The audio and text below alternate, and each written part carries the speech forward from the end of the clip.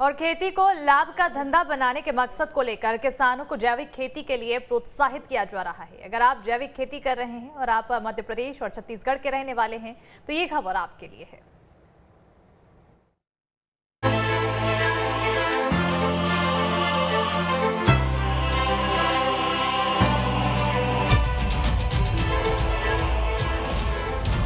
ये तस्वीरें हैं क्षेत्रीय जैविक खेती केंद्र के ऑफिस की, जो मध्य प्रदेश छत्तीसगढ़ में जबलपुर का इकलौता जैविक खेती केंद्र है। लेकिन किराए की बिल्डिंग में संचालित हो रहा जैविक खेती केंद्र अब कुछ ही दिनों का मेहमान है, क्योंकि केंद्र सरकार ने इस केंद्र को बंद कर नागपुर शिफ्ट करने की तैयारी कर ली है।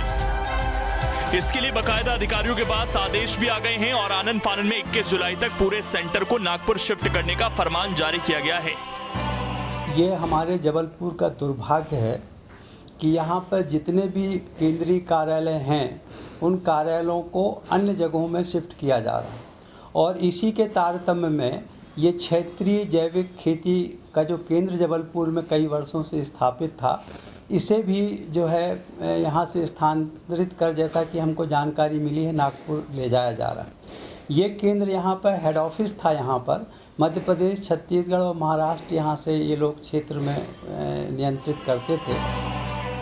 जैविक खेती केंद्र क्यों था जरूरी? जैविक खेती केंद्र में हर साल किसानों को प्रशिक्षण दिया जाता था।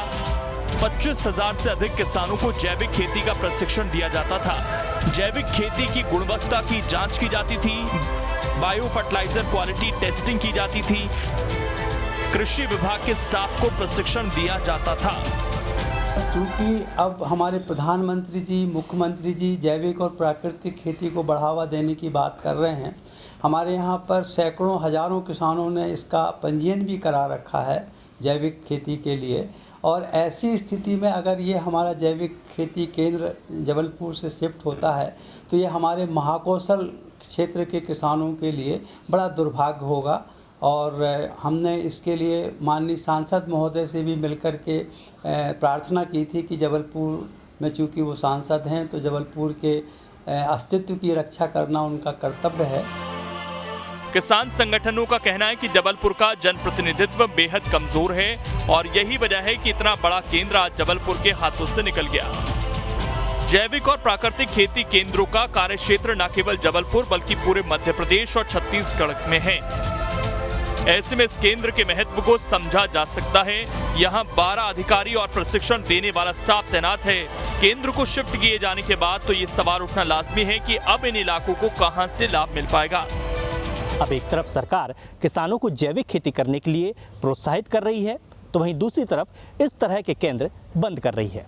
स्वाभाविक बात है कि जो किसान जैविक खेती के लिए उत्साहित थे या जैविक खेती करना चाह रहे थे, ऐसे किसानों को इस तरह के केंद्र से जो लाभ मिलता था वो बंद हो जाएगा, जिसका असर किसानों को खेती करने पर जरूर पड़ेगा। Durgesh Kumar, team news state.